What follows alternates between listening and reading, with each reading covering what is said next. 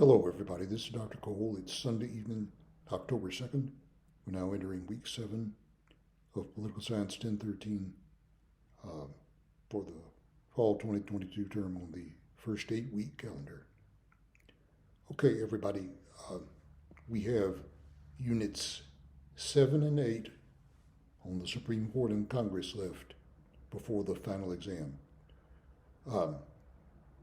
We're running one last discussion this week on the Supreme Court, and you're asked to discuss what you think of the recent Supreme Court decision in the Dobbs case that saw the case from almost 50 years ago, Roe versus Wade, overturned so that states may now restrict or prohibit abortion. So you were asked whether you think the court did the right thing. All right, that's going to be our last discussion before the final exam. So other than that, we have units 7 and 8, unit 7 on the Supreme Court, unit 8 on Congress. I'll say more about that next week.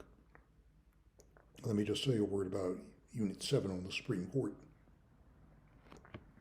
We talk a bit about how the Supreme Court does its business. We talk a little bit about the federal court system in general. We go through several important so-called landmark Supreme Court decisions, including now the Dobbs decision that has now superseded Roe versus Wade, but 3 other such decisions are discussed at the end of the notes. Okay. We spend quite a bit of time discussing the Supreme Court as a political institution. Now, some people say it shouldn't be a political institution, but it's really going to be, in some respects, at the center of our politics. Okay. Recent vacancies on the Supreme Court. The country has been politically divided over the nominations to fill these vacancies strictly along party lines. Justices appointed by Democratic presidents are generally regarded as liberals, and those appointed by Republican presidents are regarded as conservatives. Right now, there are 6 Republican appointees and 3 appointed by Democratic presidents on the court, and they do sometimes divide by 6-3, not always. Okay.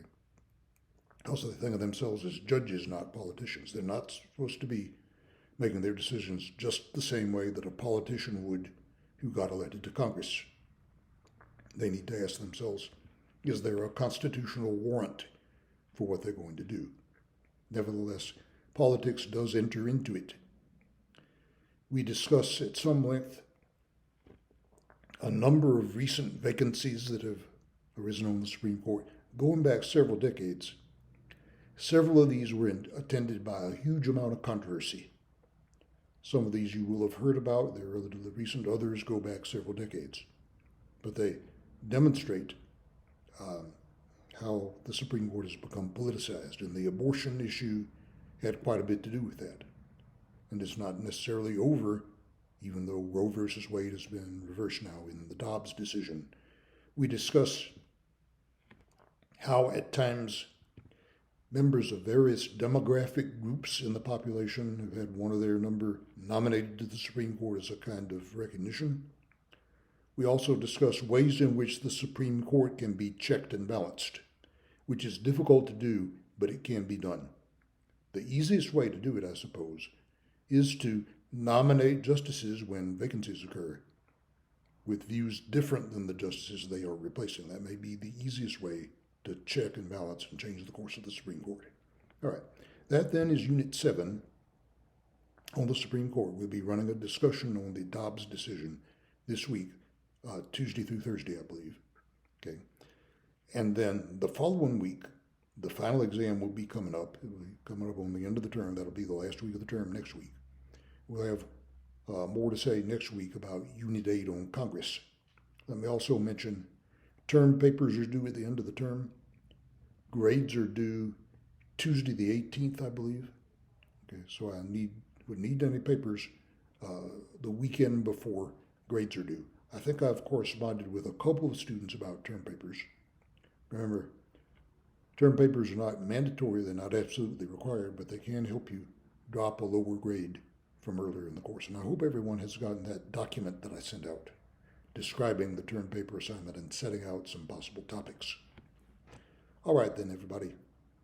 We'll be running one last discussion this week. We've got the Supreme Court on the syllabus this week and Congress Unit 8 next week. Next week we'll be getting ready for the final exam.